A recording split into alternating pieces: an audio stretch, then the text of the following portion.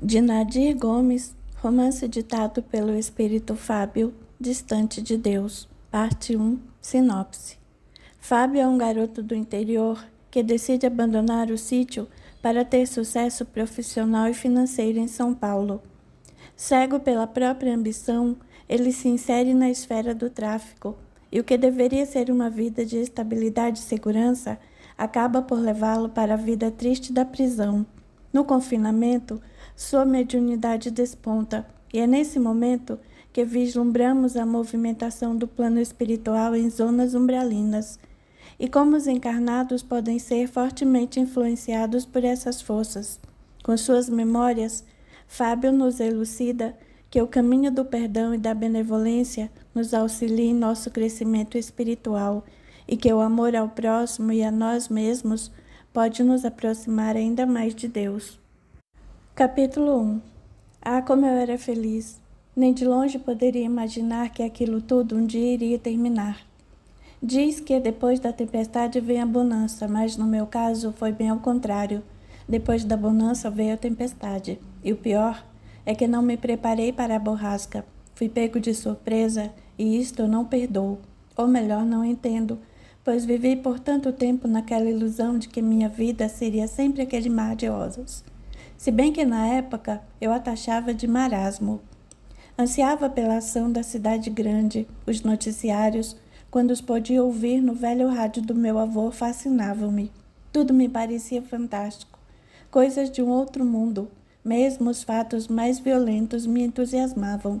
Não sentia medo, como a maioria da rapaziada simples do campo. Amigos me alertavam para o perigo da aventura, não me dava por vencido. Na primeira oportunidade, arrumei a minha trouxa e nem olhei para trás, dando apenas um abraço na mãe, que chorava copiosamente, e o abraço do irmão ansioso partir. Já no trem, confesso, um frio me percorreu a espinha. Será que não era tudo uma ilusão, esta coisa de cidade grande, mas debalde? A vida simples de até então já não me satisfazia mais. Era melhor enfrentar a vida como ela era. Aquilo de plantar legumes para comer, porque das vendas pouco velho pai conseguia, não, aquilo não era vida para mim. Eu, Fábio, iria ter coisa melhor. Todos ainda iriam ouvir falar muito de mim, com certeza. Não iria demorar muito, eu estaria retornando, mas em um belo carrão, com roupas etiquetadas e dinheiro no bolso. Essa era a vida que eu almejava e iria ter. Jamais terminaria como o velho pai, que quando na hora da sua morte foi preciso saírem de porta em porta, a fim de conseguir alguns níqueis para comprar o caixão. Não, isso não iria acontecer comigo. Nasci para vencer, e venceria, nem que para isso fizesse os maiores sacrifícios. Bem, mesmo no sonho chega a hora de acordar. Quando o trem começou a aproximar-se da tão falada Estação da Luz, eu mal podia acreditar. Chegava a São Paulo. Grande futuro me esperava. Chegando em São Paulo, bem, o primeiro passo estava dado, agora era seguir adiante. Aquela grandeza toda da cidade grande me extasiava. Quanta espera para aquele momento! Eu ia vencer.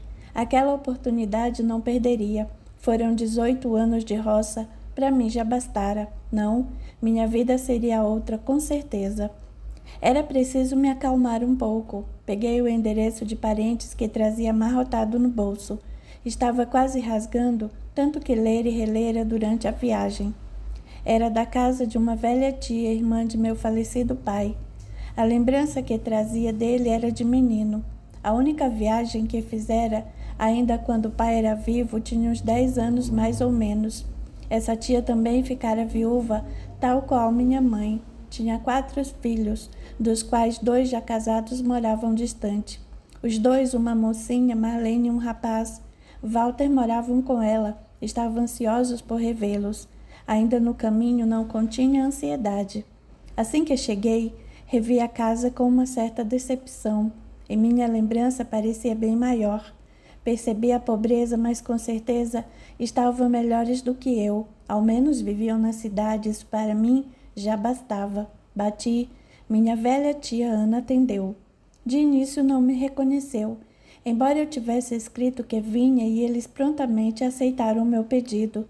Disse-lhes que queria trabalhar, ajudar minha família, a roça não dava para viver.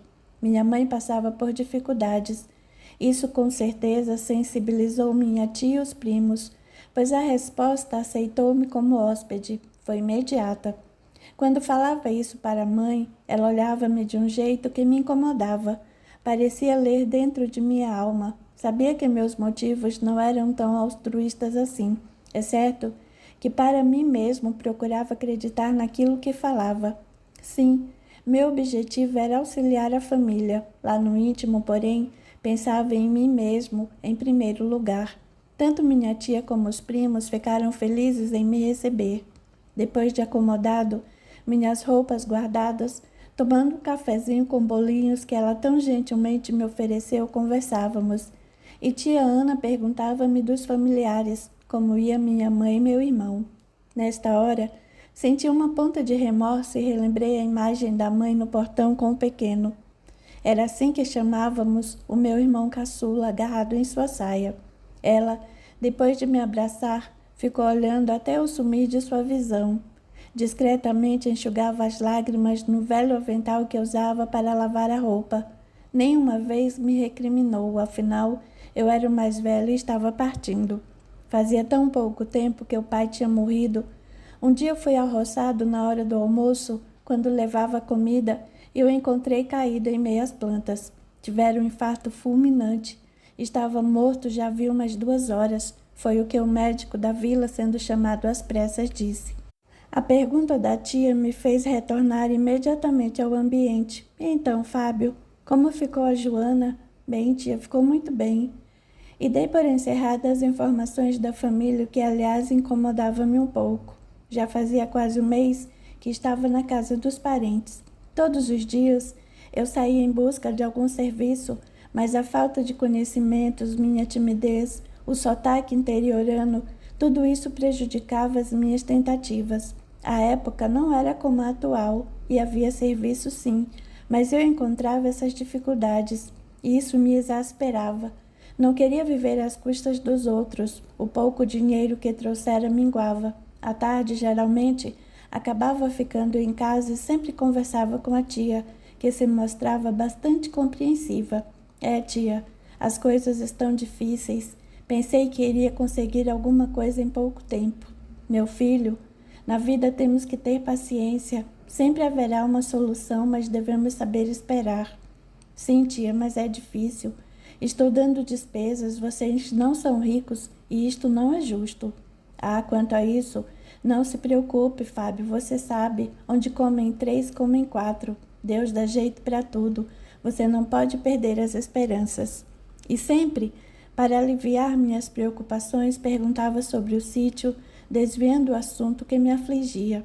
Tem escrito para a mãezinha? Bem, mandei outro dia um cartão com algumas linhas. A senhora sabe, eu não sou de muita conversa e para escrever é mais difícil ainda. Depois, não quero preocupá-la com meus problemas. Estou esperando estar bem colocado, aí então escreverei uma longa carta. Mas meu filho, argumentava a tia, sua mãe há de estar preocupada com você. Qual mãe não sente se seu filho está bem ou não? Ela sabe que você está preocupado, pode ter certeza. A senhora acha mesmo? Com certeza. Coração de mãe sente, mesmo à distância. Ficava então quieto, cismado sobre a conversa. Percebia que a tia de vez em quando lançava-me olhares, mas sempre cheios de preocupação e ternura. Alguns dias depois dessa conversa com ela, meu primo Walter chamou-me em um canto perguntando: lá na transportadora estão precisando de um carregador, te interessa? É lógico, Walter. Não estou em condições de escolher. Quando posso ver isso? Amanhã mesmo, a vaga já é sua. Falei com o subgerente que é meu chapa, não vai ter erro. Isso me animou, mas antes de entrar nesse assunto, quero falar sobre meu primo. Não sei porquê, ele me parecia estar sempre escondendo algo, como se tivesse culpa em alguma coisa. Às vezes ele se trancava no quarto e eu tinha que ficar esperando a sua boa vontade em abrir a porta se quisesse pegar alguma roupa, pois estavam guardadas em seu guarda-roupa.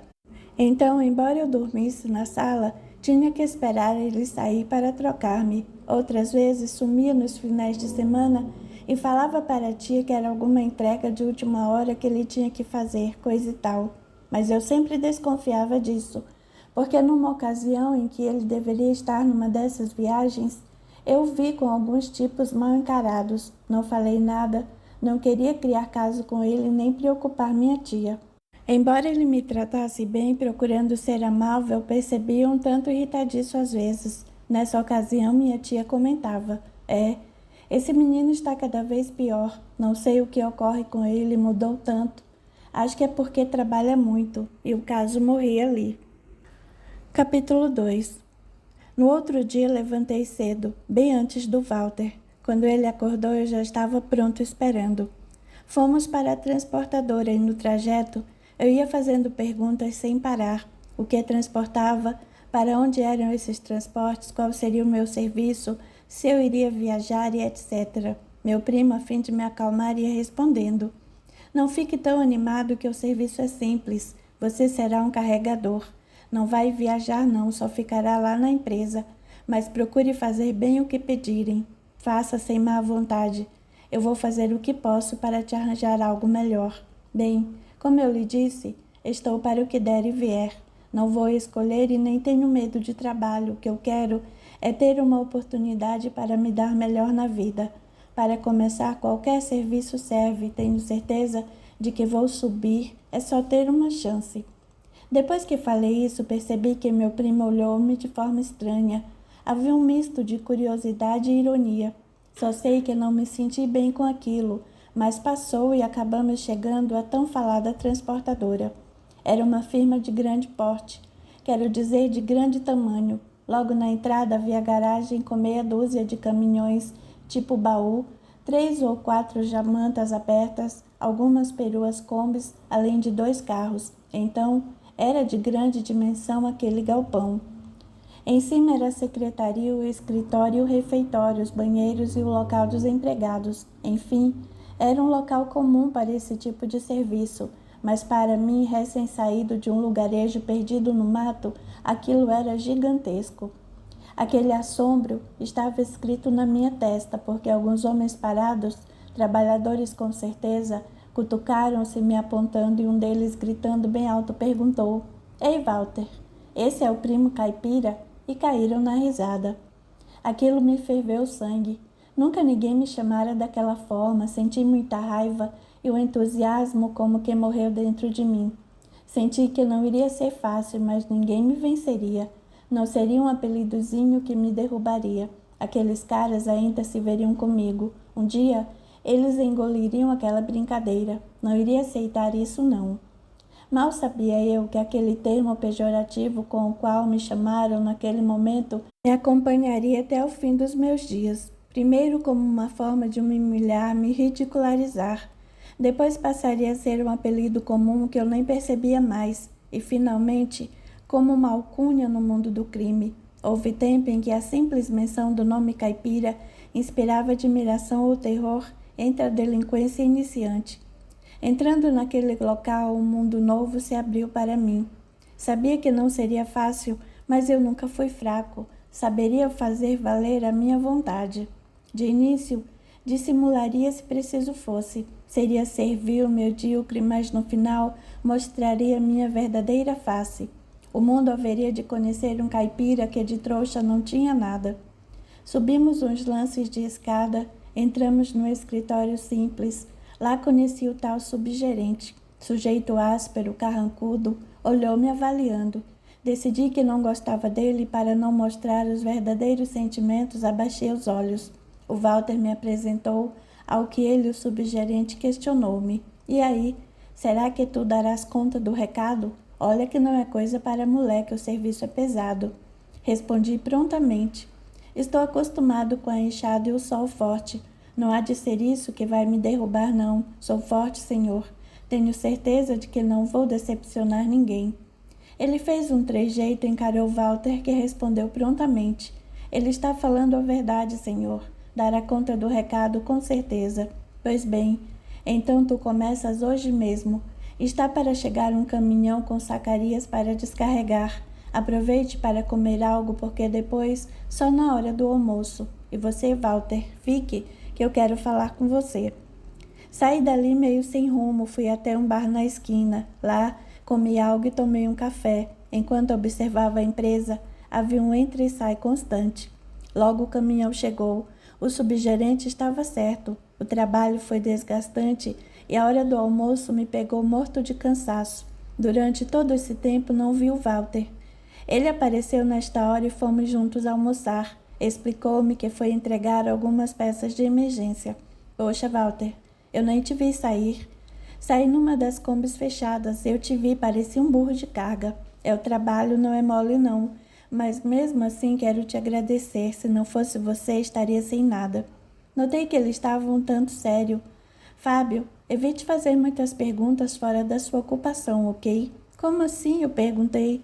Sabe como é?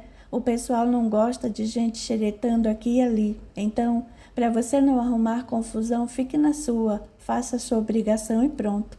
Certo, eu respondi, mas algo me alertou por dentro. Porque o Walter fazia aquelas recomendações, iria ficar de olhos bem abertos. Se houvesse alguma coisa ocorrendo ali, eu descobriria logo. Quem sabe não estaria aí o meio de melhorar minha situação. Depois, tinha certeza de que o primo desconversou quando perguntei sobre a tal entrega de emergência. A tarde transcorreu sem nenhuma novidade. Trabalhei muito, mas estava satisfeito.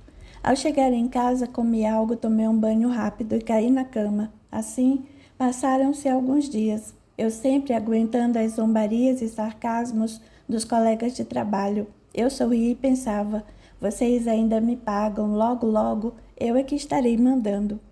Sentia cada vez mais que ali naquela empresa existia algo escondido. Não sabia o que, mas havia com certeza. Alguns grupinhos, justamente aqueles que mais me maltratavam, eram muito ligados. Às vezes, chegava algum caminhão e entrava lá para o fundo da garagem. Imediatamente, o subgerente chegava e comandava a retirada das mercadorias. Coisa estranha isso. Um subgerente deveria ter algo mais importante a fazer que descarregar caminhão. E o mais intrigante é que eu ia até lá pronto para auxiliar e ele me dispensava, não só a mim, mas a alguns outros que considerei como meus iguais. Essa tarefa sempre cabia aos mesmos sujeitos que corriam bem nesses caminhões que chegavam. Tinha certeza de que ali havia algum código. Algo estava acontecendo e eu precisava saber o que era. Nessa noite em casa, novamente, minha tia Ana perguntou-me se já havia escrito para minha mãe. Tia, eu ando num prego só, a senhora não vê? Chego morto sem disposição para nada. Meu filho, você precisa achar um tempo para escrever para sua mãe. Ela deve estar muito preocupada. Já faz quase 3 meses que você partiu. Pense nela, Fábio. A aflição de uma mãe é muito grande quando não sabe como passa um filho distante. Contrariado, respondi-lhe. Está bem, tia. Vou ver se consigo escrever algo. Mas a senhora não pense que é pouco caso não. É cansaço mesmo. E assim, eu sempre ia arranjando uma desculpa. Mas pelo menos naquela noite, escrevi algumas linhas para minha mãe. No dia seguinte, pedi à prima Marlene que colocasse a carta no correio para mim. Na carta, ou quase um bilhete, pois é o que era realmente, contava do meu novo emprego, mas sem falar que era eu, um simples carregador. Alguns dias depois, novamente, tudo corria normal dentro da transportadora, só que a maioria dos empregados não estava.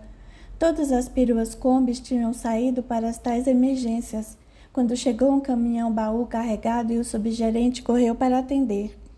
Do grupo seleto só havia um camarada, que também se apressou em ir auxiliá-lo. Eu, lá no meu canto, observava tudo. 2 homens só não dariam conta de descarregar aquele caminhão, pois isto exigiria muitas horas de trabalho intenso. Os 2 ficaram conversando entre si, observando-me de longe. Fingi estar fazendo algo, esperando. Sabia o que viria a seguir. O camarada gritou, "Ei, caipira!" E o subgerente retificou, "Ô, Fábio, você pode dar uma mão aqui?" "Como não, chefe?" Respondi mais do que depressa fui atender. Era uma mudança. Estranhei perguntando, "Vamos retirar estes móveis, chefe? Colocar aonde?" "Sabe o que é?" respondeu ele. A gente aproveitou essa viagem para trazer umas encomendas bem delicadas junto. Essas encomendas são da empresa. Vamos retirá-las e os móveis vão para o depósito, até os donos virem buscar. Você vai nos auxiliar e levantar os móveis e abrir alguns. Tá, eu respondi. Tinha certeza de que o mistério seria desfeito. Enquanto eu desamarrava os móveis e tirava os papelões que eu envolvia, o ajudante de nome Celso ia retirando os pequenos pacotes embrulhados também em papelão. O subgerente ia colocando em caixas. Quando enchia uma, ele imediatamente a levava para o escritório e voltava correndo para encher outras. Ao todo, contei umas 6 caixas. Em cada uma delas cabiam uns 10 pacotes. Então saiu daquele caminhão 60 pacotes daqueles. Foram retirados dos meios mais secretos, como gavetas dos armários que eram totalmente preenchidas com papelão, protegendo bem as tais mercadorias. Saíam dentre as tábuas dos móveis, enfim, onde dera para camuflar um pacote, ali ele fora colocado. Percebi na hora do que se tratava. O negócio ali era quente. Confesso que de início fiquei amedrontado. Num primeiro momento pensei em falar com Walter, mas desisti. Iria guardar e descobrir mais. Seja lá o que fosse, devia rolar muita grana, senão não teria tanto sigilo. A ganância falou mais alto, o medo desapareceu e eu só pensava em tirar proveito da situação. O Walter me rondou perguntando, e aí, Fábio? Soube que chegou um caminhão de mudança e você, o Celso e o subgerente tiveram que descarregar sozinhos. Chato, não? É, eu respondi, mas estou aqui para trabalhar, não é? Walter me olhou interrogativamente, perguntando mais com os olhos do que com as próprias palavras. E foi tudo bem? Digo, você não estranhou nada? Não. Respondi inocentemente e mudei de assunto. Sabe, recebi a resposta da carta que enviei para minha mãe. Ela diz que o pequeno não está bem, sente muita saudade de mim. Queria ir lá vê-los, mas não de mãos vazias. Ela pensa que eu estou bem empregado, não que sou um burro de carga. Já vai para 4 meses que estou aqui dando o meu sangue. Pensei que iriam reconhecer o meu valor dando-me outra função. Walter olhou-me, depois disse que me ajudaria, que não era o momento ainda e argumentou. Sabe, Fábio, talvez isso não seja para você. Por que você não sai um pouco? Procure alguma coisa melhor onde possa ganhar mais sem riscos. Por quê? Você corre algum risco aqui? Eu perguntei. Ele gaguejou e respondeu. Não, você entendeu mal. Eu quero dizer que há serviços menos desgastantes que o seu e que pagam mais. Olha aqui, Walter. Eu explodi. Vocês pensam que eu sou algum idiota? Tá na cara que aqui tem algo de podre, só que rola muito dinheiro. Você anda sempre com a carteira recheada, pensa que não notei, mas é egoísta. Não disse que me ajudaria e agora fica aí escondendo ouro. Walter, com olhos apavorados, percorreu os lados e me fez sinal para silenciar. Aqui não, na saída. Vamos tomar uma cerveja e a gente conversa. Capítulo 3. Terminado o expediente, encontramos-nos na saída. Meu primo considerou melhor tomarmos a condução e pararmos num bar perto de casa. Não estranhei, ao contrário, achei por bem sua precaução. Já no bar, tomando uma cerveja, iniciamos a conversa interrompida. Bem, Fábio, você quer saber o que ocorre na empresa? Eu preferiria que você nem soubesse. Certos assuntos, o melhor é estarmos por fora. Se a situação ficar preta, sobra para todo mundo. E para quem já está sabendo é bem pior, e então ainda é tempo de deixar as coisas como estão. Eu não sou nenhum medroso, respondi, atacado naquilo que considerava brio de homem, e nada mais era que o orgulho. Quero saber sim, depois. Percebo que ali corre muito dinheiro. Você sabe que minha intenção sempre foi ganhar muito, por isso saí daquele mato. E se é essa oportunidade, não vou perdê-la. Por ora, respondeu Walter.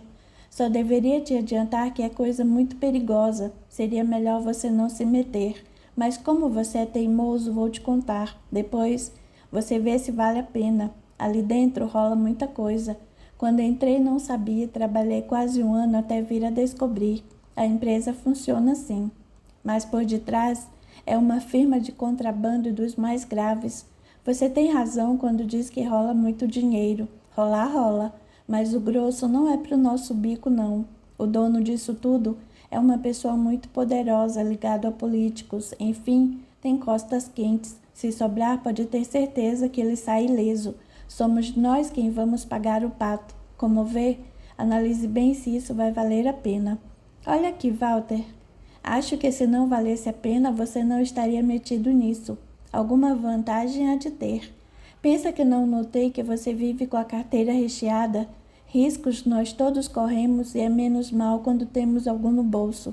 O dinheiro compra tudo. Quem vai preso nesse país se tem grana? Você mesmo acabou de dizer que o dono tem costas quentes, então será que não vale a pena ser assim? Eu acho que vale. Só não vai bem para os pés de chinelo. Eu posso ser um caipira, como me chamam, mas estou longe de ser um trouxa. Vejo muito mais do que vocês pensam. Aliás, essa minha percepção é algo de que me orgulho muito. Sei que vou me dar bem. Se o negócio não é honesto, a gente sempre pode sair depois. É só o tempo de fazer um pequeno pé de meia. Algum para abrir um negócio próprio, sabe como é? Algum para começar e o resto deslancha. É, Fábio. Você é muito otimista, mas as coisas não são tão fáceis assim. Poucos que entram nesse caminho conseguem sair. A maioria sai com uma bala na cabeça. Outra coisa, Fábio, acho que houver, não experimente nenhuma droga. Você não sabe o inferno que é. Os que se dão bem nisso geralmente não usam. Quem usa, meu velho, não passa de reles empregado. Fica dependente e acaba fazendo qualquer coisa. Trabalha por qualquer mixaria. Não é o meu caso. Você sabe que aqui eu tenho certa autonomia. Sou até respeitado, pois já fiz alguns trabalhinhos para o dono. Estou em boas graças com ele, é muito bom. Mas já vi muito carinha se dar mal, amigos meus até. Sabia que eu entrar bem não pude fazer nada para auxiliar, avisar. Senão quem rodava era eu. Percebe como é? Nesse meio você está só e não pode contar com ninguém. Depois disso, silenciamos por alguns momentos. A seguir respondi ao meu primo. Agradeço o que você está tentando fazer. Vejo a sua preocupação por mim, mas te garanto que sei me cuidar. Se entrar nesse ramo será só por algum tempo. Eu vou saber lidar com a coisa, pode ter certeza. Walter não disse mais nada, só me olhou de forma bem interrogativa e meio melancólica, como que duvidando de minhas palavras. A seguir me estendeu algumas notas. O que é isso? Eu perguntei. Minha mãe está preocupada porque você não foi visitar os seus, ainda mais agora com essa carta de tia Joana dizendo que seu irmão está doente. Esse dinheiro é para você levar para eles no final de semana. Veja bem, eu disse levar e não colocar no correio. Depois veremos o que fazer do resto. Aguarde, mas fique calmo. Não dê nenhuma bandeira na firma. Ninguém pode saber que te contei algo, ou eu vou me dar mal e você também. Está certo, eu respondi. Terminamos a nossa cerveja e caminhamos para casa. Eu lá no íntimo pensava, minha vida vai mudar. Tinha certeza de que muito em breve teria um papel importante ali dentro daquela empresa. Era a oportunidade que eu esperava. Estava eufórico e feliz e assim chegamos em casa. Passaram-se alguns dias e o subgerente me chamou. Olhava-me interrogativamente quando falou. Ô Fábio, teu primo falou que você anda necessitado de uma graninha extra? É isso aí, chefe. Dinheiro é sempre necessário. Eu respondi. Minha ansiedade era tanta que tive que fazer um esforço enorme para me manter impassível. Mas interpretar era comigo mesmo, e nada transpareceu em minha pessoa do meu estado de espírito. O subgerente continuou. Temos uns trabalhos especiais que são sigilosos. Não faz parte da função normal do empregado, portanto, só aceita se quiser. É bom saber que é perigoso se for pego, estará por sua própria conta, pois se abrir a boca e dedar alguém dessa firma, será um homem morto. Dizendo isso, seus olhos brilhavam, como se já estivesse pronto a me matar.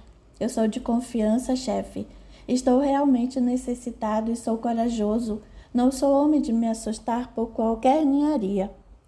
Pois bem, respondeu ele, necessito que você me faça uma entrega especial neste fim de semana. Pois não, pode contar comigo, eu respondi. Será às altas horas, entre a noite de sábado e a manhã do domingo. É bom que você saiba que isto é contra a lei. Se for pego, estará por tua conta e risco. Então, está disposto mesmo? Sim, eu respondi. Então esteja aqui no sábado, lá pelas 21 horas. Certo? Tornei a responder. Outra coisa, rapaz, ele enfatizou. Não dê com a língua nos dentes. Ninguém deve saber desse nosso acordo. Encerramos a conversa e eu voltei ao trabalho. Não cabia em mim de excitação. A curiosidade era grande, mas faltavam ainda 2 dias que demoraram a passar. O Walter, não querendo se comprometer, achei eu, nada me perguntou, mas às vezes percebia que me olhava de soslaio. No dia e hora marcados, lá estava eu, e para o meu descontentamento, a primeira pessoa com quem me deparei foi o Celso. Imediatamente, ele me conduziu ao subgerente, mas ainda tentou argumentar com ele. Você tem certeza do que está fazendo? Você não sabe se ele... Dirigiu-se a mim. Não vai se borrar todo. Olha que eu não vou carretar ninguém nas costas. O primeiro sinal de perigo me mando e largo ele lá. Eu já pensei bastante, disse o subgerente demonstrando uma certa irritação. Ele serve sim. Já viu certas coisas aqui, no entanto, soube ficar calado. É pessoa de confiança. Mas o chefão sabe disso? Perguntou o Celso. Escute aqui, cara. Quem é o gerente aqui, eu ou você?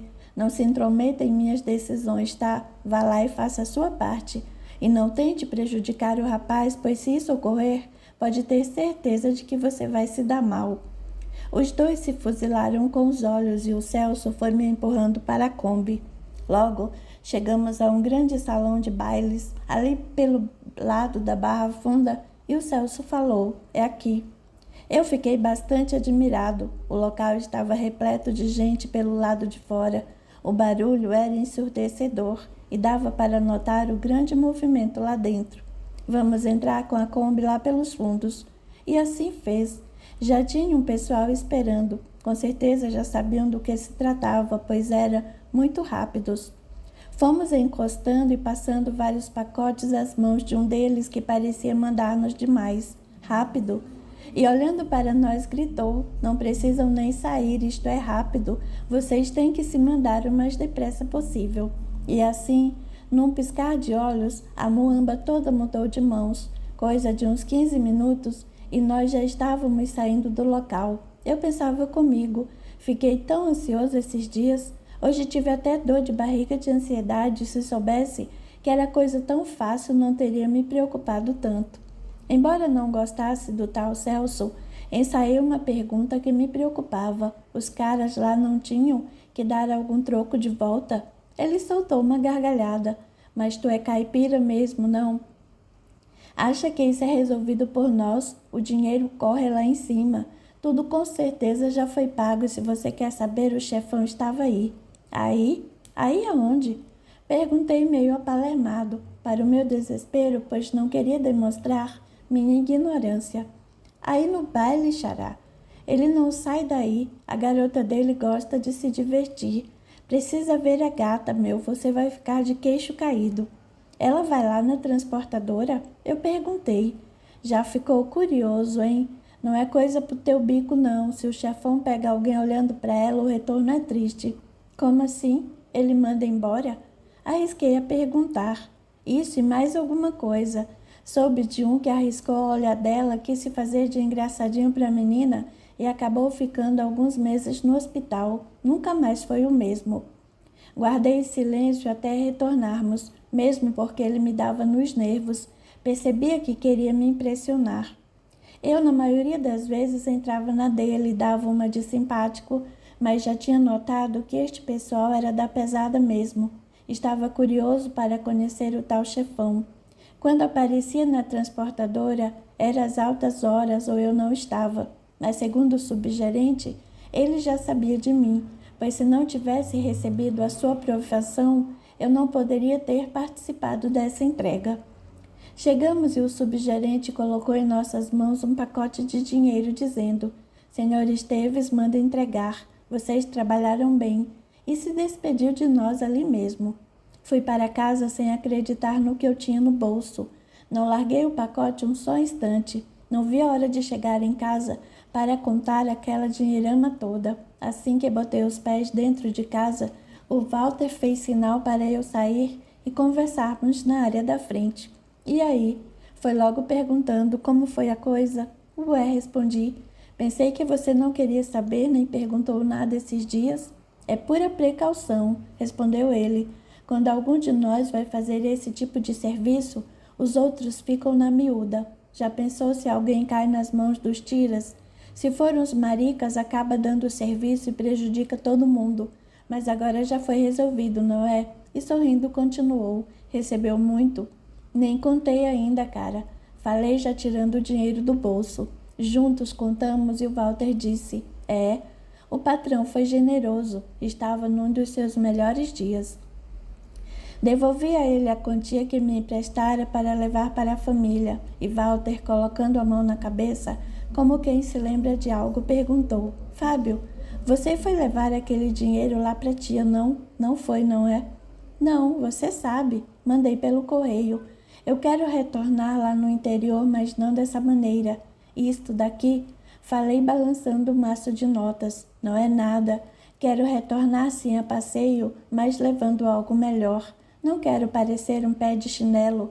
Quero mostrar àquele povo, principalmente aos colegas que acharam que eu fosse me dar mal aqui, que eu venci. Não, quando eu for vai ser por cima, no mínimo quero ir de carrão.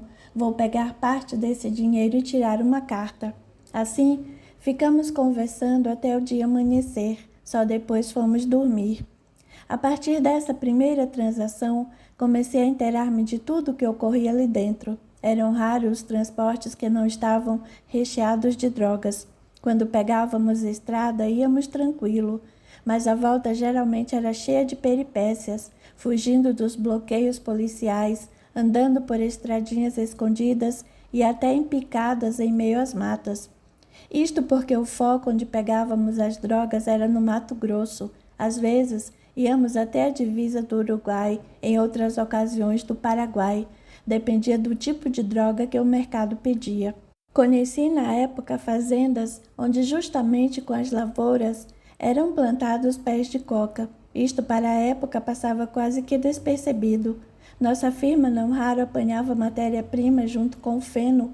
As levávamos até certos locais bem escondidos, onde eram separadas e beneficiadas, e retornávamos depois para buscar o produto final.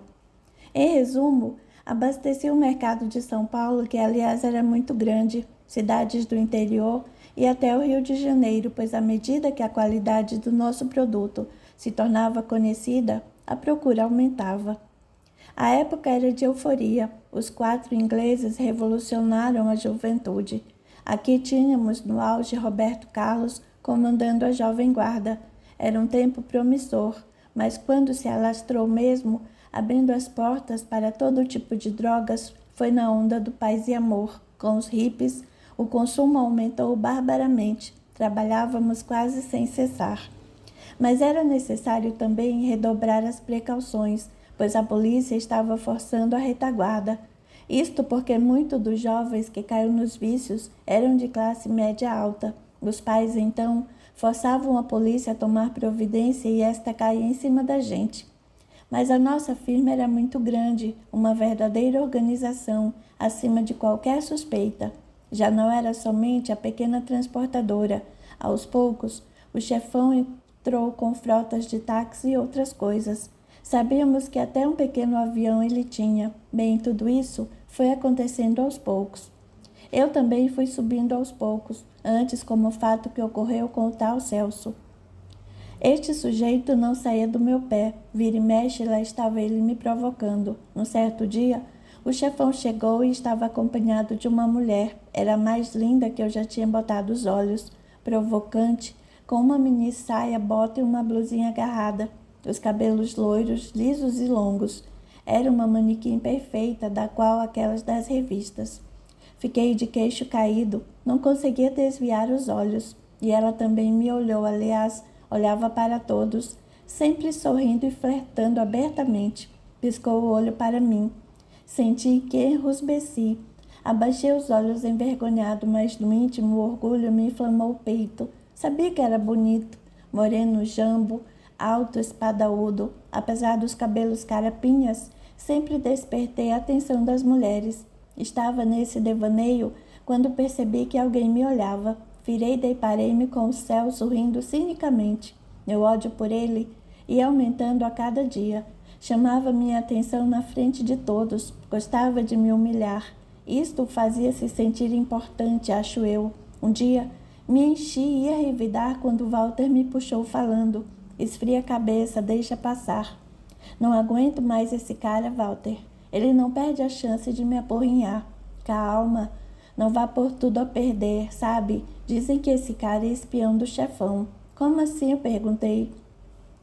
Foi o subgerente quem me disse. Ele também não o suporta, mas acha que tem costas quentes com o chefão. Já pegou os dois de cochicho nos cantos e quando o viram disfarçaram, por isso fica na tua. Aguenta mais um pouco. Ele tá com inveja de você, de sua capacidade. Você parece que tem um sexto sentido. Na estrada, sempre sabe quando tem alguma sujeira no caminho. Já livrou a gente de muita fria. O chefão sabe disso. Você tá alto no conceito dele, pode ter certeza. Esse Celso aí está com uma baita dor de cotovelo, igual a mulher quando perde o namorado para outra. Você já reparou como ele fica rodeando o chefão quando ele está por aqui? Então fica na tua. Mais cedo ou mais tarde, ele irá levar o dele. Capítulo 4. Fiquei pensativa e segui o conselho do meu primo. Pensei no que ele me disse sobre o sexto sentido. Se ele soubesse como eu sabia das coisas antes de acontecer, sorri no íntimo, lembrando-me da primeira vez em que tinha experimentado a maconha. Prometi a mim mesmo que teria precaução, não iria me viciar como qualquer um e ficar nas mãos de traficantes, trabalhando de graça, isso não, mas queria saber qual o gosto daquilo. Por que havia tanta procura e se ganhava tanto dinheiro? Nessa época, eu ainda morava com minha tia. Aproveitei um dia em que ela e a Marlene tinham saído, iriam ficar o dia inteiro fora, e o Walter fazia uma daquelas entregas, voltaria só no outro dia. Arrumei o cigarro, cortei ao meio, joguei o restante na privada e dei descarga. Deitei-me e fumei a outra metade. De início não senti nada, nem o gosto. Parecia que eu tinha um metal dentro da boca, não gostei. Senti um leve enjoo e o quarto me pareceu rodar. Deixei-me ficar ali naquele estado. Lembrei-me de que não tinha comido nada. Deveria ser por isso a tontura. Aquele meio cigarro não iria causar tudo aquilo. Meu coração disparou. Aí ocorreu algo estranho. Parecia que eu flutuava aos poucos, subindo, subindo. Podia ver o teto se aproximando. Achei um barato. Queria endireitar o corpo e não conseguia, estava meio paralisado. Comecei a dar ordens mentais procurando controlar o corpo. Dizia a mim mesmo: não se apavore, isto é normal, você pode controlar. Em dado momento achei que tinha alguém falando dentro da minha cabeça e continuava a repetir: pense com firmeza e com clareza no que você quer e conseguirá. Então eu pensei: quero sentar-me. E me vi sentado em pleno ar. Lá embaixo meu corpo jazia numa palidez de morto. Assustei-me e imediatamente vi ao meu lado dois carinhas, olhando-me. Rindo zombeteiramente, um deles cumprimentou-me. Olá, Grumete. Assustei-me mais ainda e fui como que puxado para dentro do meu corpo. Senti um formigamento muito intenso. Por alguns momentos não conseguia raciocinar nem me mexer. Aos poucos fui retomando os movimentos, pude sentar na cama e rememorar o ocorrido. Lembrei-me dos dois rapazes que estavam ao meu lado. Vestiam-se estranhamente. Pareciam marinheiros, mas a roupa era antiga. Que seria aquilo? Pensei. Imediatamente minha avó me veio à lembrança. Vi-me criança novamente no sítio, quando ela ainda era viva. Minha avó era uma benzedeira, muito conhecida na redondeza. Não havia mal que ela não curasse com suas ervas e rezas. Muitas vezes, nós a ouvíamos falando sozinha. Quando perguntávamos com quem falava, dizia que era com espírito, gente morta. Minha avó era pessoa muito simples. Nem percebia que meu irmão e meninos da vizinhança tinham até medo dela. Benzia crianças até no meio da rua. Também afastava maus espíritos, pois tudo isso era muito procurada. Eu não sentia nenhum medo. Antes, tinha uma curiosidade imensa. Lembrava-me nitidamente das diversas vezes em que ela ficava estática, não falava, parecia não ouvir ou ver. Daí a pouco retornava ao normal pedindo-me: vá, meu neto, lá na encosta, perto de um barranco, buscar uma erva para mim. E me descrevia tal erva. Eu, curioso, perguntava-lhe: vó, como a senhora sabe que lá tem esse remédio? Ora, eu vi, respondia ela. Como assim viu? Lá é tão longe? Eu fui lá. Quando? Perguntava eu, perplexo. Ainda agorinha. Respondia-me e completava: vá, vá que logo virá uma criança aqui muito mal e vai precisar desse remédio. Dito e feito. Nem bem eu chegava com as tais ervas, alguém batia na porta e lá ia ela atender. Uma vez, pedi-lhe que me explicasse direito como era esse negócio de estar em 2 lugares ao mesmo tempo. Ela, então, olhou-me profundamente e respondeu: você também tem o dom. Tenha calma que ele vai aparecer. Resta saber como você vai usar. Bem, essa foi a primeira vez que isso me ocorreu, mas muitas outras viriam. Ali, pensando na indagação do meu primo de como eu obtinha as informações antes de os fatos ocorressem, lembrei-me então da segunda ocorrência, algum tempo depois. Ainda pensava no fato de ter saído do corpo, porque esta era a realidade. Eu saíra mesmo do corpo e de alguma forma trouxera a lembrança comigo. Fiquei a cismar. Seria a pequena dose de maconha que eu fumara? Resolvi experimentar de novo. Tomei todas as precauções. Esperei um dia em que ficasse sozinho em casa. Quando esse dia chegou, tranquei-me no quarto e novamente dividi o cigarro no meio. Não queria me viciar bobamente.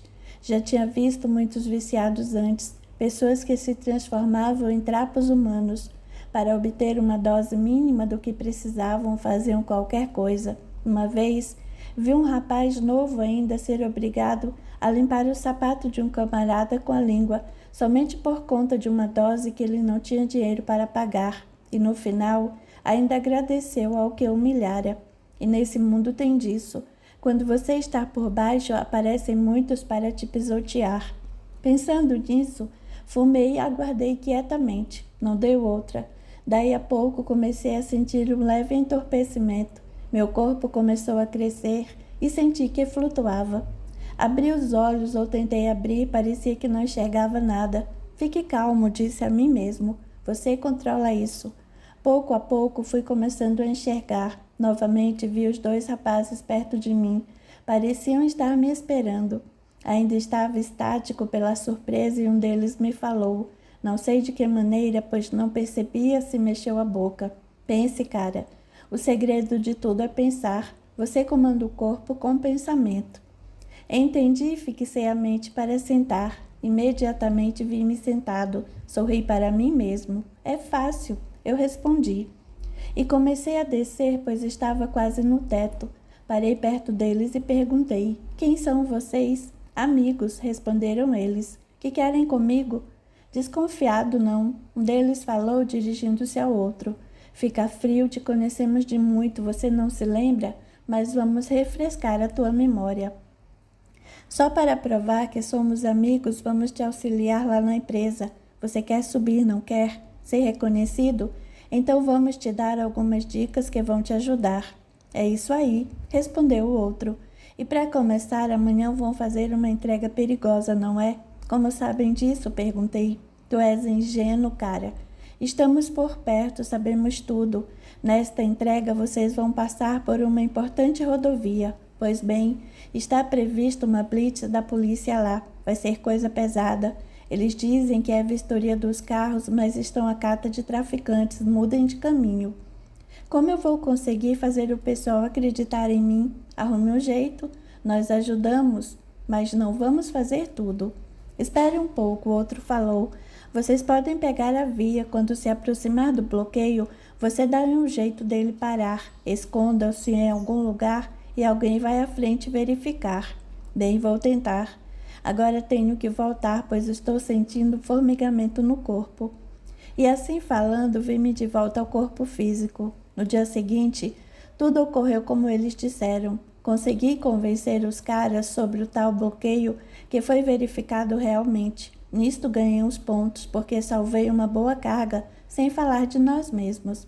Assim, aos poucos fui recebendo informações deles e passando para os camaradas da entregadora como ideias minhas, e sempre dava certo. Passei a ser reconhecido até pelo chefão. Começaram a achar que eu tinha algum poder. Para aumentar ainda mais a crendice, falei que tinha herdado esse poder da minha avó, que era uma feiticeira poderosa. Interessante como as pessoas acreditam em tudo. A partir daí, era consultado para tudo. Começaram a ficar dependentes das minhas orientações e até o chefão vinha com perguntas. E aí, caipira, vai dar tudo certo naquela entrega? Bem, até agora não informaram nada contra. O senhor pode ficar sossegado que qualquer coisa eu aviso.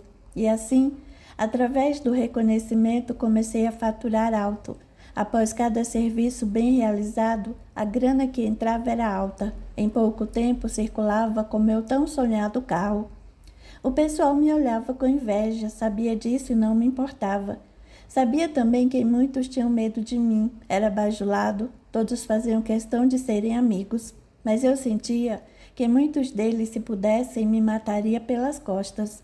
Era alertado frequentemente pelos 2 espíritos camaradas sobre as intenções reais de quem se aproximava de mim, e assim eu desarmava essas pessoas.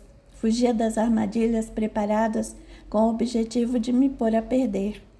Tinha perdido a conta de quantas entregas já tinha feito. Se fosse pesar, seriam toneladas de drogas que se espalharam não só por São Paulo, mas entrando para Minas Gerais e até Rio de Janeiro, sem contar nas cidadezinhas pequenas adjacentes à capital. Certa feita, apareceu um grupo tentando nos desbancar no comércio. Eram organizados, perdemos vários pontos para eles. Sabiam onde atuávamos, iam lá e ofereciam a mercadoria por preço mais baixo. Conclusão, agiam dentro do nosso próprio terreno. O chefão estava uma fera. Chegava às vezes em grande mau humor, gritando e berrando com todo mundo. E as ameaças que ele fazia contra esse grupo eram de estarrecer. Capítulo 5. As coisas andavam nesse pé, quando o dia ele me chamou dizendo: "Você sabe que te considero caipira. Já me deu bons lucros", e sorria batendo a mão no meu ombro. "Que é isso, senhor? Só faço a minha obrigação. Afinal, sou pago para isso, não é? É assim que eu gosto. Sabe reconhecer a mão que te alimenta." E soltando uma gargalhada, continuou: "Mas hoje eu quero um favor, só confio em você. Quero que vá buscar a dona Lucila nesse endereço e traga aqui." Senti um calafrio por dentro, mas me mantive impassível. Peguei o endereço e me dirigi ao local. O coração pulava no peito, pois esta mulher vinha mexendo muito comigo. Havia dias em que o sono demorava a chegar, porque ela não saía da minha mente. Era como se ela adivinhasse isso, pois vivia se insinuando para cima de mim. Eu fugia como podia, pois mexer com a mulher do chefão era morte certa ou coisa pior. Decidi manter a cabeça fria e aguardei a sua saída. Já dentro do carro falava toda melosa: "Ah, caipira, você não me dá um pingo de atenção, não é?" E fazendo beicinho continuava: "Não sabe que te admiro muito? Sabe se portar, não é como aqueles mal-educados que quase me devoram com os olhos. Eu os odeio." "Bem, senhora, talvez eles queiram ser gentis." Sorrindo, ela comentou para minha vergonha, embora eu tentasse disfarçar: "Seu sotaque é engraçado, mas eu gosto. Te dá um ar respeitável. Você não fala gíria porque estão tão na moda. Já me gozam por conta do sotaque caipira. Se for falar gíria, então com certeza vou ficar ridículo." E assim fomos conversando. O tempo passou agradável e percebi que ela tinha se tornado mais natural, perder aquele ar fútil. Eu perguntei: "Sei que não é da minha conta, mas por que você vive com um homem tão mais velho?" "É a vida, meu caro. Cedo perdi meus pais, fui morar em casa de uns tios. Esse tio, que deveria me proteger por ser irmão do meu pai, começou a dar em cima de mim. Antes que o pior acontecesse, saí dali. Trabalhei em casa de família, fui garçonete e uma série de outras coisas, mas nunca ficava muito tempo, pois era sempre a mesma história. O patrão achava que tinha direitos também sobre o meu corpo, e assim, na luta para não decair, acabei descendo mais ainda. Fui parar num desses lugares para ganhar a vida e lá ele me encontrou. Sou grata a ele, me tirou de lá, me dá tudo o que eu quero. Enfim, não tenho mais ilusão. Afinal, já não sou tão jovem como você, que deve ter sonhos de encontrar o grande amor, não é? Admirei aquela mulher mais ainda. Percebi que sofrera muito, mas conseguira dar a volta por cima. Sorrindo, eu respondi: meus planos são outros. Primeiro, quero me estabilizar, não penso em arranjar ninguém por hora. Mas quem sabe se um dia surgir alguém? Olhei-a nos olhos e completei: assim como a senhora. Ela também me encarou e ficamos assim por alguns minutos, perdidos em nós mesmos. Eu estava perdidamente apaixonado e sentia que ela não era indiferente a isto. Percebi que de seus olhos deslizaram 2 lágrimas, mas tínhamos chegado. Ela desceu, me agradeceu e entrou. Um laço tinha se criado entre nós. Dali para outros encontros foi um passo. Havia momentos embaraçosos em que ficava difícil esconder os sentimentos. Numa ocasião em que ela chegara com o chefão, trocamos um longo olhar. Percebi então que o Celso estava do meu lado, olhando-me inquisitorialmente. Depois se achegou falando: e aí, caipira, tá de olho na mulher do chefão? Sabia que você ia ficar de 4, todo mundo fica. Só que ela não é para o teu bico não, tá, cara? Só te avisando porque sou teu amigo. E foi saindo. Cara fingido. Sabia que ele queria me ver na pior. Aliás, já tinha me aprontado alguma no passado. Mas eu consegui me livrar. Agora era diferente, eu tinha que ser cuidadoso. Com o passar dos dias, sempre que minha amada chegava, ela colava em mim. Percebi que me vigiava. Um frio percorreu a minha espinha. Seria amando do chefão? Precisava ficar alerta. Capítulo 6. Nesse meio tempo, decidi fazer uma visita à família. Convidei minha tia Marlene. Ambas aceitaram prontamente. Sabia que em casa de minha mãe não deveria ter nada como sempre. Às vezes eu mandava uns trocos mais por insistência de minha tia do que por lembrança minha. Antes de sairmos, ela falou: Fábio, vamos fazer umas compras para sua mãe, deve estar precisando, não é? Concordei. E acompanhando o entusiasmo de tia Ana e prima Marlene, comprei muitas coisas. Coisas que com certeza eles jamais tinham visto ou provado e dificilmente tornariam a provar novamente, a menos que eu levasse. Nossa chegada foi em alto estilo, carrão novo, fazia questão de ser reconhecido por onde passava, causando surpresa e admiração ao povo simples do lugar. Minha mãe, assim que me viu, caiu num choro de fazer dó. Ah, bom Deus! Sabia que o Senhor ouviria as minhas preces, não me levaria desse mundo antes de rever meu querido menino. Mãe, por favor, não fale assim. A senhora vai viver muito, está forte, olha aí. Assim eu falava, mas notava como ela estava triste e abatida. Tinha minguado com a minha ausência. Os cabelos embranqueceram. Senti um nó na garganta e chorei muito com ela. Naquele momento, naquele ambiente de minha meninice, revi toda a minha passagem pela cidade grande. Quantas ações danosas! Quando parti, sonhava com a riqueza, o poder, mas jamais pensei que seria daquela maneira. No aconchego do lar materno, minha ambição como que aferrecera. Pensei comigo, como seria bom retornar, apagar o tempo e começar de novo. Certamente eu não teria errado tanto. Mas isso foi só por uns instantes, pois dali a pouco, com a chegada de antigos amigos que vinham me visitar, ou melhor dizendo, me prestigiar, todo o orgulho voltou, pois me senti importante, muito importante. Para aqueles rapazes simples do interior, eu era o símbolo da realização. Viam em mim suas mais secretas aspirações, e eu sabia disso e me orgulhava. Esqueci-me da maneira pela qual tinha conquistado aquele carrão novo, as roupas modernas, os presentes que distribuí com prazer e ostentação. Um dos amigos mais chegados falou: Fábio, parece que você conseguiu, não é? Olha que eu não acreditava. Sempre disse que conseguiria, eis aí a prova, disse apontando o carro. Outro amigo comentou: você sabe, Fábio, a gente tinha receio por você. Sabemos como é difícil a vida da cidade grande. Os perigos são muitos. Ainda outro dia estive ouvindo no noticiário como vem se alastrando o roubo. E aqui bem pertinho da gente já tentaram assaltar o armazém do Senhor João. Dá para acreditar? Eu sabia que a conversa acabaria tomando um rumo desagradável. Para cortar o assunto, convidei-os a dar um passeio até a cidade. Aceitaram entusiasmados. Rodei toda a cidade naquele dia. Revi pessoas conhecidas. Percebi que todos me olhavam com respeito e admiração. Isso me agradava muito. E assim, passei uns dias agradáveis em companhia dos familiares. Para compensar a minha mãe pela ausência prolongada, enchia de presentes. Coisas que nunca sonhara em ter eu comprava e ela me repreendia.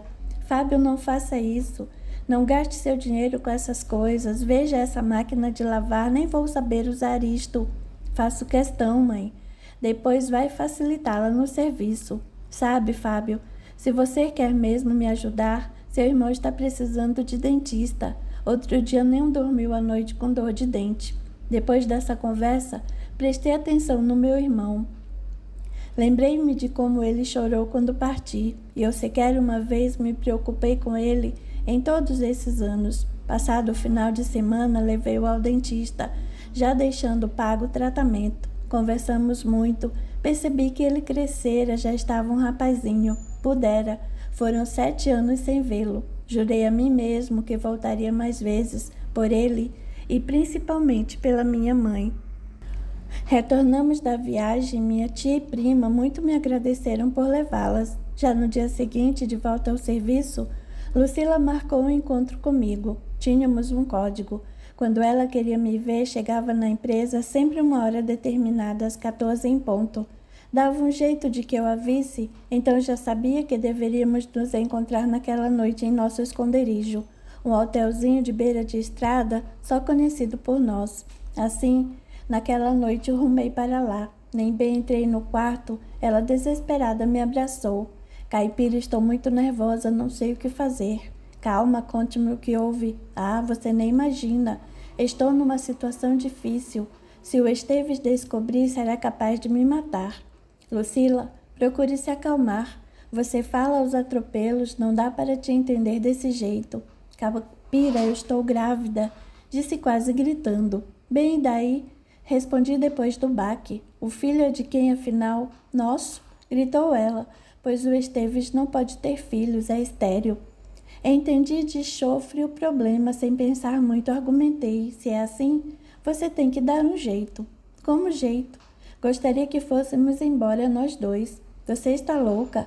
Acha que ele não vai nos buscar até o fim do mundo? Depois, Lucila, pense, seja razoável. Eu comecei a melhorar de vida agora. Ainda falta muito para me sentir independente. Não quero te arrastar por aí com o filho atrás de nós. Para quê? Para passarmos fome os 3? Ela chorava desesperadamente. Sabia que a situação era crítica e continuei. Lucila, vamos pensar no futuro. Outros filhos virão, mas agora não é o momento. Olha, vamos procurar um bom lugar, com pessoas que sabem o que fazer, e você tira essa criança. Abracei-a para dar-lhe forças e também cortar qualquer negativa. Assim, 15 dias depois estava feito. Lucila arrumou uma desculpa para o Esteves e ficou um tempo de repouso na casa de uma irmã, e a vê-la todos os dias. Apesar da situação, estes foram os melhores dias para mim. Poder estar ao seu lado, auxiliá-la, era o que mais eu queria.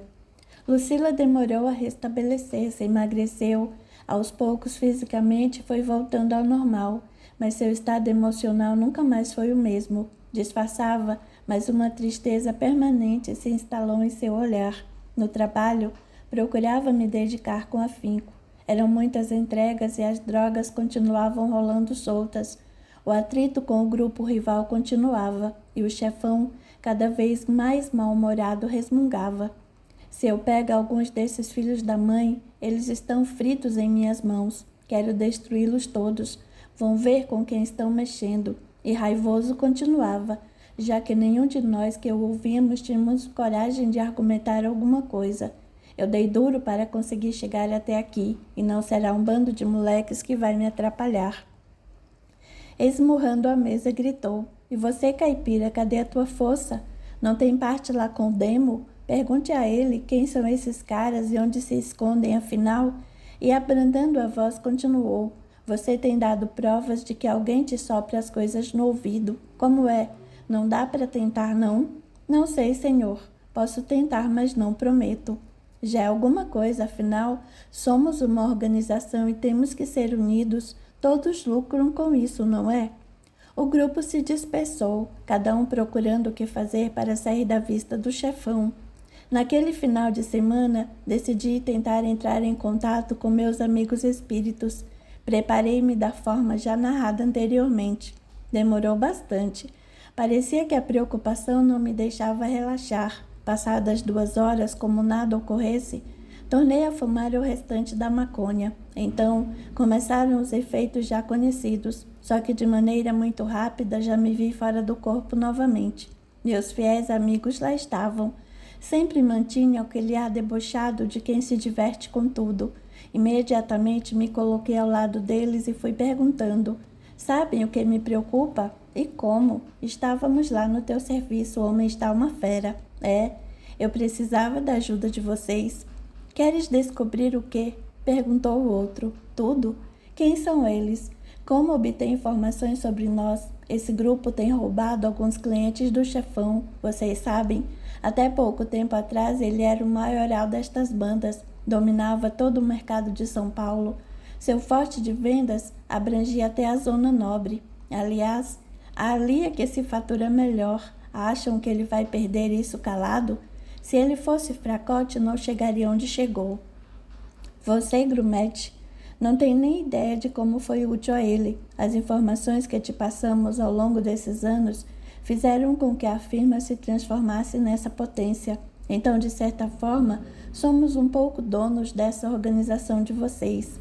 Mas o que fizemos, completou o outro, foi por ti, pela nossa amizade de outros tempos. Desse chefão nada queremos e não nos interessa.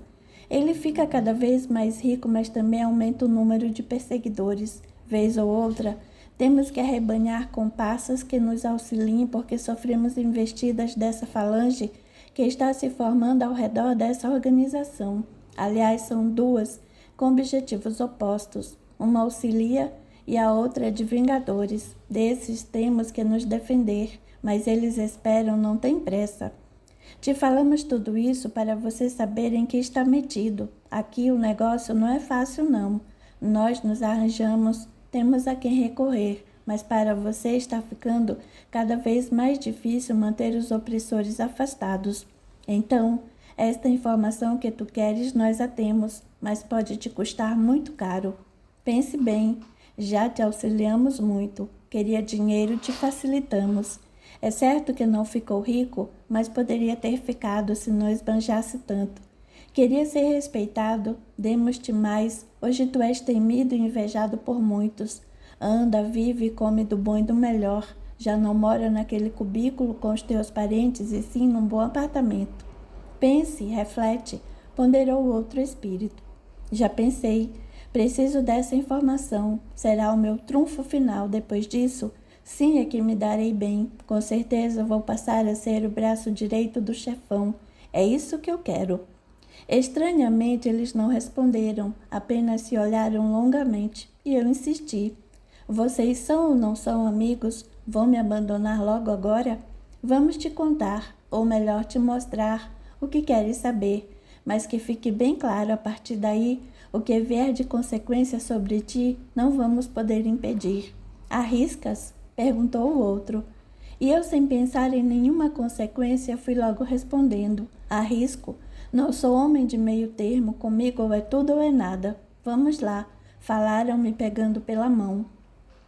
E saímos atravessando o teto, seguimos por cima dos telhados. Eram interessantes esses passeios, já fizera outros. Via coisas estranhas, seres que mais pareciam animais zanzando pelas ruas, acompanhando grupos de pessoas. Outras vezes, via casas completamente sitiadas por seres de negro. Como saídos de pesadelos, tinham coisas de arrepiar. Não parava para analisar ou me preocupar com o que via. Para mim, eram como telas de cinema passando um filme. Nunca tinha parado para pensar nesse estranho mundo que existia em paralelo com o nosso. Como nos iludimos achando que vivemos uma vidinha simples, muitos pensando estar solitários. Na verdade, quase todo ser vivo vive pelo que puder perceber, rodeado de outros tantos que não vivem mais com o corpo. Todas estas divagações eu fiz depois, já do lado de cá. Naquele momento, tudo o que me importava era descobrir os cabeças da gangue inimiga. Continuamos sobrevoando a cidade. Às vezes tínhamos que descer. Percebia que eles, meus amigos espíritos, não conseguiam voar alto. Então íamos rasteiramente ou andando mesmo. Capítulo 7. Repentinamente paramos e um deles me apontou um grande armazém. É aqui que eles guardam a droga. Também aqui se reúnem para distribuí-la. Eufórico, eu fiz menção de entrar quando eles me impediram. Espere. Dali a pouco vi 2 vultos de negro, caras monstruosas que se colocaram à entrada. São os guardas, como eu disse. Em cada agrupamento ou organização sempre há de haver os que protegem e os que perseguem. Estes, falou apontando para os seres estranhos, são protetores deste bando. Daqui a pouco, eles entram ou vão embora, vamos esperar. Realmente, passado um tempo que não sei quanto precisar, eles foram embora. Aproveitamos para entrar. Lá dentro, bem nos fundos, num quarto camuflado, 2 encarnados separavam pequenos pacotes que com certeza eram de drogas. Preste atenção no que dizem. Falam dos meus guias espirituais. Vou chamá-los de guias porque na verdade é o que faziam. Me guiavam ileso pelo mundo das drogas e do crime. Fiquei atento e fui atraído pela voz de um deles quando falou. Você sabe se o Celso vem hoje? Não sei. E pare de falar o nome dele, você sabe que ele não quer. Se alguém descobre que é ele que passa todas as informações para nós e até desvia mercadoria, ele está frito e nós também. Exultei quando ouvi isso e falei alto. Ah, desgraçado, te peguei. Sabia que você aprontaria alguma. Meus amigos preocupados puxaram-me para fora do armazém. Veja lá o que você vai fazer, Grumete. E o outro ajuntou. A partir de agora não poderemos mais nos meter nesse caso. Por quê? Perguntei. Porque esse Celso também tem costas quentes. Quem o protege deste lado e não queremos nos envolver mais. Certo, eu respondi. Vocês estão liberados. Já sei o suficiente, deixa comigo que a partir de agora eu resolvo. Vamos voltar, o outro falou, e retornamos. Desnecessário dizer que o meu corpo estava enrijecido pelo tempo que permaneci fora. Despertei ou voltei a ele gelado, tremia muito. Tive que fazer umas fricções para melhorar a circulação e fiz um chá quente. Rememorei tudo o que tinha visto e ouvido. A partir desse dia, colei no Celso. Se antes ele que fazia isso comigo, agora era minha vez, tornei-me sua sombra. Eu sabia ser sorrateiro, tinha um dom raro, que era o de espreitar sem ser percebido. Seguiu até o armazém, precisava de provas concretas para chegar ao chefão. Montei um esquema depois de ouvir uma conversa dele por telefone. Senti que o telefonema em que ele marcara a entrega de uma mercadoria era quente, pois havia saído da transportadora e telefonara de um bar. Eu segui, fui à sua sombra e ele nada percebeu. Voltei, pedi para conversar com o chefão. O subgerente ainda tentou me barrar. Eu falei, o caso é só com ele, mas não esquenta. Com certeza ele vai te pôr a par do assunto. Ainda meio desconfiado, deixou-me entrar. O senhor Esteves, sempre muito cortês quando se tratava de receber alguém em seu escritório, foi falando. Vai entrando, caipira, vai entrando. Preparou-me uma bebida e continuou. Senta e bebe, rapaz, depois falamos de negócios. Disse isso piscando o olho como se já soubesse que eu tinha informações importantes. Bem, senhor, consegui descobrir algo, só necessitamos confirmar. Você é dos bons. Sabia que não me faltaria. Vá, fale, seja o que for, vamos pôr em pratos limpos. Receio que o senhor não vai gostar muito quando ouvir o nome do informante. Caipira, entenda isso. Eu não gosto ou desgosto, eu ajo. Diga logo quem é, gente nossa. Assenti que sim com a cabeça e ele completou. Sabia. Tinha que ser daqui de dentro. Muitas entregas nossas foram atrapalhadas porque eles chegaram na frente. Quem é? Quase gritou a pergunta. É o Celso. Falei e esperei pela explosão que estranhamente não veio. Ele ficou uns minutos em silêncio depois disso. Me conte tudo. E eu narrei tudo o que eu vira, depois tudo o que vira, até o último telefonema, dando detalhes do lugar e hora da entrega. Não solte a língua com ninguém, nós vamos pegá-los com a mão na massa. E assim, no dia determinado, fui chamado para acompanhá-lo. Ao mesmo tempo, quando estávamos para sair, ele chamou o subgerente e disse: "Vamos numa empreitada e você vai conosco." Notei que o subgerente de nada sabia, pois apertou os olhos no jeito característico dele e colocou a mão na cintura por dentro do casaco, com certeza apertando a arma que sempre trazia consigo. "É coisa perigosa, senhor?" perguntou. "Sim, mas não se preocupe, nós damos conta." E passou-me uma arma igualmente. Pegamos um táxi. Ao chegar ao local, mandou que nos esperasse. Notei que o taxista já sabia de algo, pois escondeu o carro numa viela escura. Aguardamos. Estávamos em frente a uma casa às escuras. Pouco tempo depois, chegou um carro com 3 homens. Desceram. Um deles abriu a casa e entraram. Passaram-se uns 10 minutos e chegou uma Kombi e o Celso desceu. O chefão estava impassível, fez sinal para esperarmos. Depois de uns 5 minutos, avançamos para a casa. O chefão, se dirigindo a nós, mais especificamente ao subgerente, disse: "Acabe com todos, menos o desgraçado. Desse quero eu mesmo cuidar." Esfriei-me ouvindo aquilo. Já tinha feito muita coisa errada, mas matar não. Espreitando vagarosamente, chegamos à porta. O subgerente se colocou de lado. Eu me deixei ficar atrás. De um salto, ele arrebentou a porta no pontapé e nem bem divisou os caras, já entrou atirando. Pegos de surpresa, nem tiveram tempo de sacar as armas. Estarrecido, vi-me à frente de 3 cadáveres. Eu até hoje não entendo como ele, naquela rapidez, conseguiu abater os 3 desconhecidos e deixar o Celso ali de pé boquiaberto, sem atinar com o ocorrido. Imediatamente, já se viu agarrado pelo chefão que esbravejava. "Desgraçado, é esta paga por tudo que eu tenho feito por ti. Você sempre soube que eu não perdoo a traição." E o outro, implorando, tentava se explicar. "Esteves, calma, eu posso explicar." Falava com dificuldade porque o chefão o mantinha agarrado pela garganta. "Calma, você me pede calma. Eu não tenho isso para canalhas. Você merece bala e é o que vai ter." "Não, não. Você não pode fazer isso comigo. Esqueceu que sou teu cunhado? Que conta vai prestar a minha irmã, tua esposa, de minha morte? Aquela não me interessa por nada, a não ser a vida boa que lhe dou. E pensa que eu sou algum imbecil? Ela jamais saberá, ninguém saberá. Eu sei fazer as coisas. Você não será o primeiro nem o último que eu mando para o inferno. Farei o mesmo com quantos cruzarem o meu caminho. Ouça, Esteves, eu devolvo tudo que tirei. Trabalharei de graça se for preciso, mas não me mate." "Não tem trato. Perdi minha confiança em você. É um homem morto." Depois disso, percebendo que não tinha mais jeito, olhos esgazeados, Celso voltou-se para mim. "Foi você, não é, desgraçado dedo duro? Você há de me pagar." E dirigindo-se ao chefão, continuou: "É por causa dele, não é? Nele você confia? Ele sai com a tua amante, trai-te, você confia?" Eu comecei a desesperar-me. Tentei esbofeteá-lo quando disse isso, mas o chefão não deixou.